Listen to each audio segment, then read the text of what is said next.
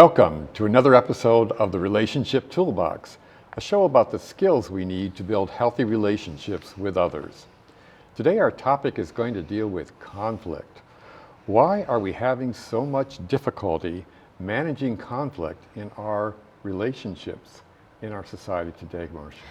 Well, as mediators, we often deal with folks that are in conflict, and it could be as small as just minor irritants that are chronic in the workplace or at home in relationships, or it can be as big as threatening the very foundation of a relationship. So it's fair to say, I guess, from all our work, we know that in studies that, where goes my mic, conflict is something that is natural in relationships and is to be, it's desired in some respect up to a point. Yeah, it's just part of living and working with other people. Right. It's about how you manage it and how you work through it. Right. You can't avoid it unless you're living off by yourself somewhere. Yeah. In fact, some people who have said in relationships, oh, we never fight, we never do anything like that.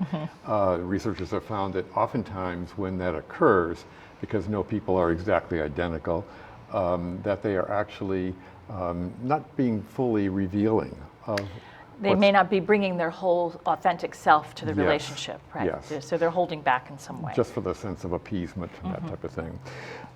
But conflict, when it becomes more difficult, certainly can do a job on a relationship. It can do a job in the world of work. Conflict there shows up when employees are fearful of contributing, of expressing their views. When the boss may be discouraging or uncomfortable dealing with conflict and therefore squelching it in some cases. And the research on that shows that businesses who aren't skillful in handling the differences and encouraging that in a healthy way actually suffer in terms of employee morale and productivity. Creativity, they may miss out on great ideas that somebody was afraid to bring to the table. Well, they may even lose good employees. Yeah. Or they may foster competition. But so for today's program, let us understand what we're talking about. We're talking about conflict between people who are living or working together in an interdependent way, where they're invested in their perspective or their position, where they may experience strong emotions and frustrations because of this difference of perspective. And depending on how you move through it, you could either escalate this conflict or you might be able to diffuse it. So we're going to talk about raising an awareness about some of the pitfalls that are natural and maybe improve an understanding of what we can do. Okay, and that kind of raises another question. If the skills are known, well known about how to deal with conflict, not that every conflict can be resolved, but at least we know that there are certain techniques, certain communication methods that will contribute to resolution. If we know those, why aren't they being used more in our relationships, in our society? And are there other influences that are impacting this as well? There are, and even you and I know, working in conflict management, that when it's our problem, sometimes it's really strong because there are biological issues that give us trouble. So we've been recently reading some work on an expert, Daniel Dana, who authored the book Managing Differences. And he proposes that there are evolutionary legacies that haunt us. So we have these automatic responses to the perception of dangerous situations around us. It's just part of our instinctual biological attitude. However, it doesn't serve us anymore because our living situation is different. And he recognizes and highlights two categories. He calls the first one wrongful reflexes and the other illusions. And together, these impulses keep us in this self-destructive patterns because they're really strong biological, evolutionary instincts. Okay, and I'm assuming that by some of these reflexes, or wrong reflexes, the term he's using, we're referencing the fight, flight or freeze Yes. phenomena that Yes. we are mostly familiar with. So why, if these instincts are there, why are they not serving us today in our society? What's the problem? Our threats are different.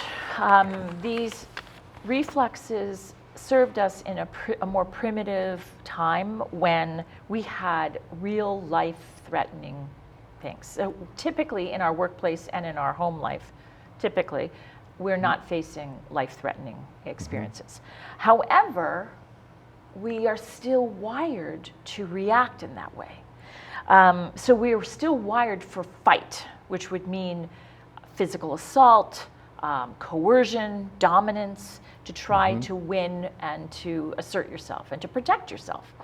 And unfortunately, we still have these impulses. They might be diluted a little bit, but they might show up as being dominant in a situation, maybe demeaning other people or dehumanizing at their worst in order to gain control over a situation.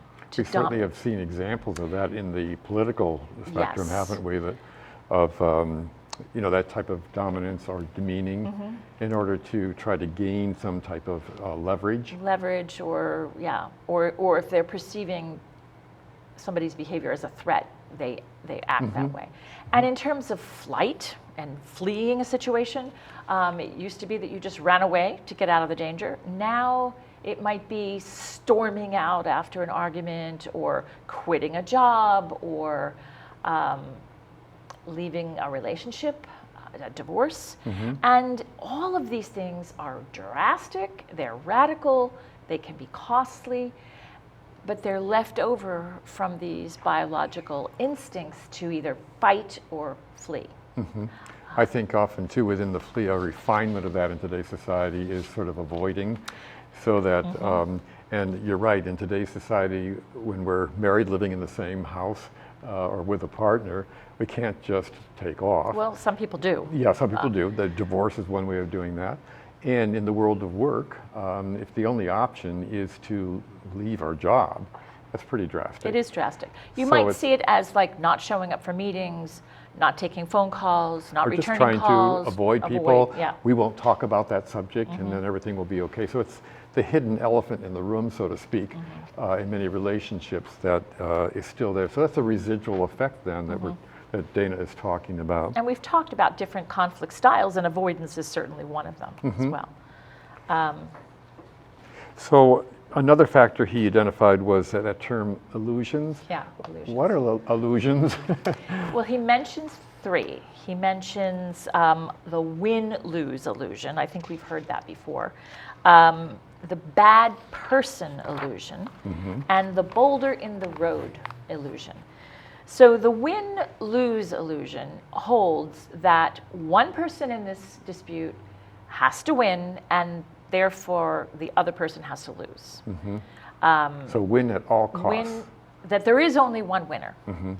The bad person illusion is the idea that there's a good person, a bad person, and that the other person is the bad person. They are the culprit. The problems all stem from a personal character defect, or it's them. We've actually covered something similar I was to going to say in this. fundamental attributes, Yeah, haven't the we? fundamental error, attribution error, when we just naturally criticize a behavior, an unwanted behavior in somebody else as a character flaw, like they mean to do it, they are that kind of person, when in fact we are excusing the same behavior in ourselves. So this bad person theory is very similar to that. We don't see our contributions, it's all of the other person. And if only they would change, everything would be better. And you can see why people react to that in such an intense way, because you're accusing me of this, well, look at what you do, and bingo, that conflict just escalates Exactly. like crazy. So you make the other person out to be the villain. And you're fine. You know, it's not your fault. It's not your problem. Blame others, not look ourselves. You kind of abdicate your responsibility, and you don't see your contributions. It's all about the other person. And the boulder in the road is just talking about an obstacle. Like This problem is intractable. It's impossible. There is no solution. So we just we sometimes revert to those wrong reflexes of just being grumpy and dominant and kind of poking at each other and unkind and demeaning and passive aggressive. That is a way that with language, now that we've evolved, we don't have to use our fists and bodies and weapons so much, but we can use our words, and we can kind of attack with our words, or we just retreat. We often see that in mediation when people come in and say, well, we've been doing this for years, there's no way, what do you think you're going to do? This is impossible. We're not going to come to an agreement. Exactly. And then we look at it and we see obvious things that might be adjustments with it, and yet it just seems to escape. Well, it's always easier when it's somebody else's issues too. So with these illusions and the boulder in the road, the bad person illusion and so forth, what might be a remedy that we might address these with in today's society? So one is to acknowledge, like to understand this is a natural impulse that we need to recognize and say, I am going to choose to try something else. So they're strong evolutionary impulses. In the win-lose posture, again, Daniel Dana says that just by merely entertaining the possibility that there could be other alternatives, you are more likely to be able to come to a both gain resolution, in that it doesn't have to be all one person or the other. You could brainstorm, you could find interests that might serve both people, but you have to kind of just say it's possible. Right. So you're moving away from that black and white into a more gray area or in a more complicated area. We've talked in previous shows about the difference between positions, which is the my way or your way, and interests. If you can kind of unearth those interests, then you're getting into those, what some people call win-win, but this author is calling both gain. Right. In either case, it's not that somebody wins, somebody loses. So just hold that, like it's possible. Let's try. Right. Yeah. In terms of replacing the idea of a bad person, it's pointed out that in almost every case, when somebody is saying it's because of that other person, it's a reciprocal feeling. Right. So the fact that both people are feeling that it's the other person kind of negates the theory, because it can't be both people if there is only a bad person. So that implies that, in fact, both people have made a contribution. And that's a place to start from in terms of owning your contributions and seeing that you both made contributions, and then you could, again, brainstorm and find an interest. And in terms of the boulder in the road illusion, the way to get around that, he implies, is instead of starting from this is impossible, it's you against me, we can't solve this, it's impossible, kind of shifting to it's us against the problem. So viewing the problem as the thing that has to be changed and not necessarily the other person. And that then you can move to a more collaborative way. It's like, okay, what are we going to do about this situation? Right. Not it's impossible and it's your fault or somebody has to win. We have seen this transformation in mediation so many times when the people in dispute get past the personal things that they're dealing with and the physiological responses to it, and they do apply their creative thinking and brainstorm. Yeah, and all of a sudden some creative ideas come out of them that you think, wow, this is wonderful. Right. Once you get past the blame. Yes. It's kind of like, given that we're in this situation, what now? Right. And doing it together, looking at it as a us against the problem, is where you kind of shift from that, we can't do this. Right. So it's about mindset, it's about shifting your perspective, it's about saying, I understand my impulse is to fight or flee or freeze in some cases, but there are conscious alternatives. So that's what we're here to talk about. Okay. So there are some other contributing factors, though, to conflict today that seem to be other than these effective. primal Yes, impulses. other than the primal ones. Let's take a look at some of these. Okay. One of them is sort of tolerance for difference. And that has been an amazing thing to watch. Again, it goes back to a basic need that we all seem to share, and that's the need to belong. But this has sort of an insidious way of expressing that need or finding a way of meeting that need. It's sort of finding a group that has the same beliefs, or at least some of the beliefs that we do, and locking onto them, ignoring sort of like that fundamental attribution error, locking out all other possibilities, and just sticking with that group and forming sort of like a pack. Then we get into tribal things. We're getting into tribal things, with that. And it's we against them. Right. At that point. I think it's how we define ourselves, because sometimes our differences are what make us unique and interesting and attractive even sometimes, sometimes exotic. And it's what draws you to somebody initially. But then as time goes on, those are some of the things that really bug you. When you have to live with it. when it's not novel anymore. Yes.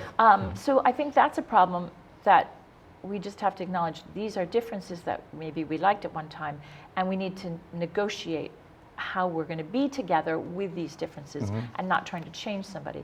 The other thing that comes to my mind is that when we define ourselves by only one or two attributes, pretty narrow. It's pretty narrow, and we look to our in-group and our out-group, and we say, these are my people, but those are not. But if you look at how you would really define yourself a little deeper with more richness and more diversity, then you can probably find similarities between all of these other people that you don't see in your... Or having a friend who even says, oh, I see these qualities in you. I see these things in you that we thought, really?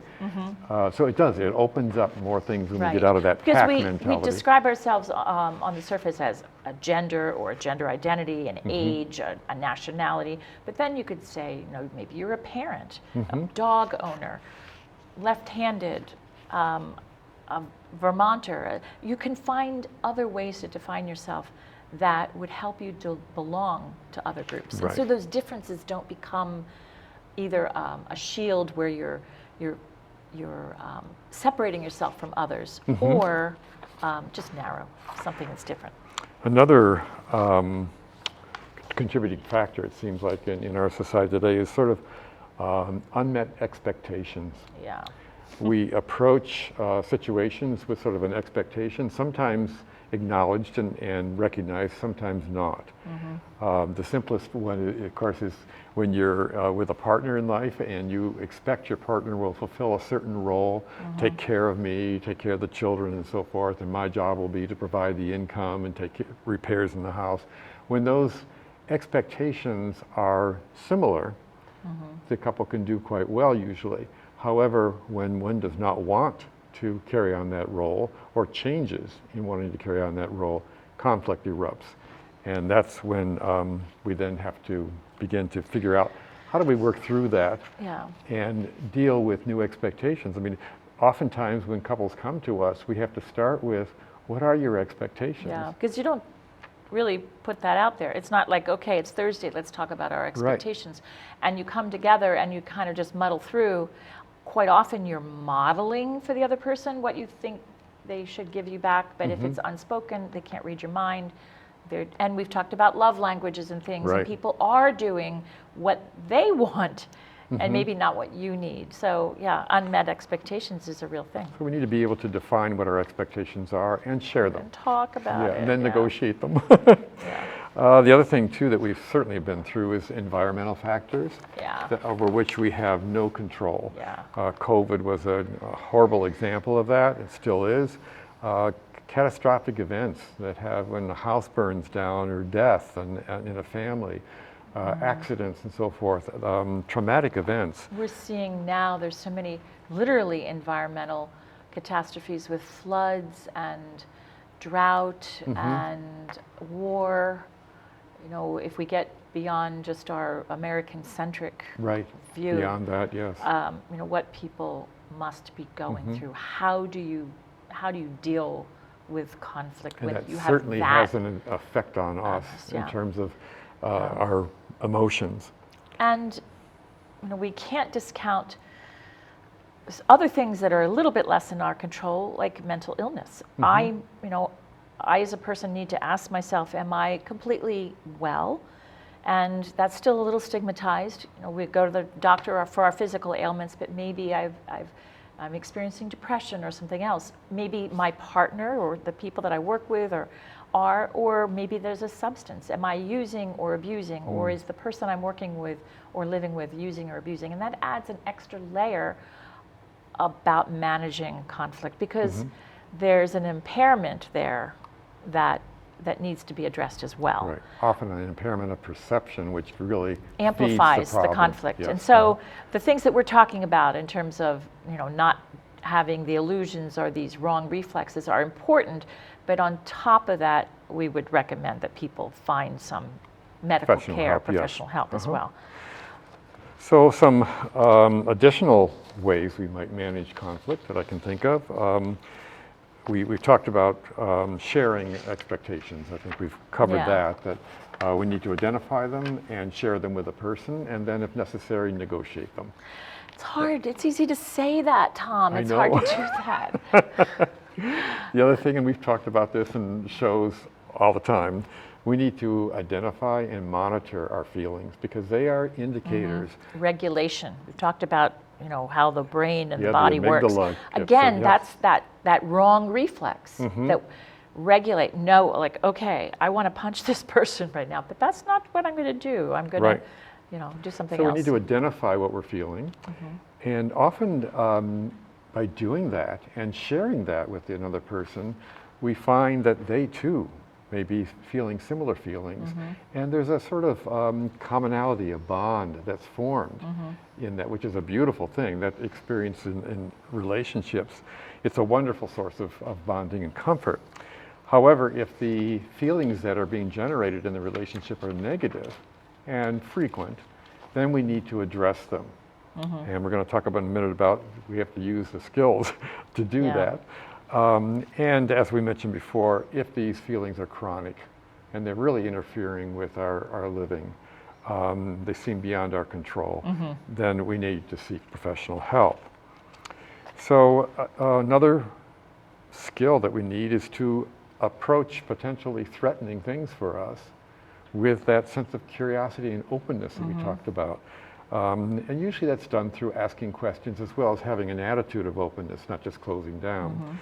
We can do that with the questions such as, can you tell me more about what led you to that conclusion? Right. Instead of immediately refuting, like you're wrong, but like, okay, why do you believe that? Or debating it right away. It's usually based in someone's life experience. So what in your life experience helped Has led you to feel that, yeah. yes. Another question is, have you considered another way of looking at that situation, such as, and then introduce one. And like again, my perspective, yeah. And that can lead to a dialogue when it's done in a gentle way. So these are approaches that we would recommend for dealing with that, which are missing from many of our interactions today.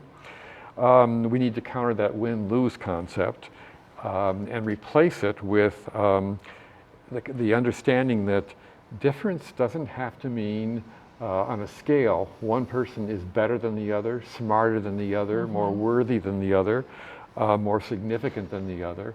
We have to get out of that mentality and say, no, we are both worthy, both competent, but we have different perspectives on this. And we both deserve dignity. Correct, yes. And finally, we need to learn and practice the skills of positive conflict resolution. You would think that that would be a no-brainer. But where do we teach that? Exactly. We don't teach that Where anywhere. would we get that? And we've covered these in past shows, but here's sort of a quick review of them. Attentive listening and the skills that go along with that. Restating what you have heard. asking open-ended questions, owning my own perception as my own, and accepting a different point of view, and negotiating. What would I be willing to do? What would you be willing to do to resolve the situation? So it becomes a question.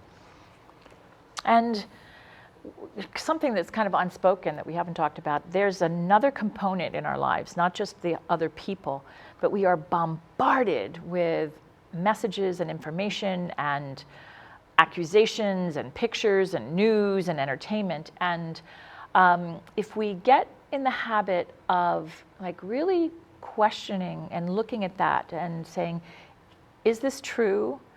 Where did it come from? What was the target audience for it? What was the agenda for the person that brought this? And what's the purpose for what's it? the purpose? And is there going to be good that comes out of me passing this on? I think if we could just kind of take a beat before we automatically, that could be a wrong reflex as well. Just like pass it through without questioning, without vetting, basically, the information and the stories that people tell us or that come from social media. That can help manage our conflict because we manufacture from the outside sometimes, which triggers the things that we have between each other. And even when there isn't any maliciousness or ill intent in something that is put out there in a video or in some type of form through the media, it still impresses us in a certain way. It still impacts us in ways that in the past we have not had to worry about. We've had more in-person things or in writing that we can examine. Yeah. But it happens faster. Yes. And on a greater magnitude. And it's also that belonging thing. You know, you got to pick sides. So in a little bit of time today, we talked about some of the things, some of the natural impulses that will lead us down the path of continued bad management of conflict, and hopefully a couple of pieces of awareness to deal with it. And we thank you for being here with us on the Relationship Toolbox, and we'll see you again soon.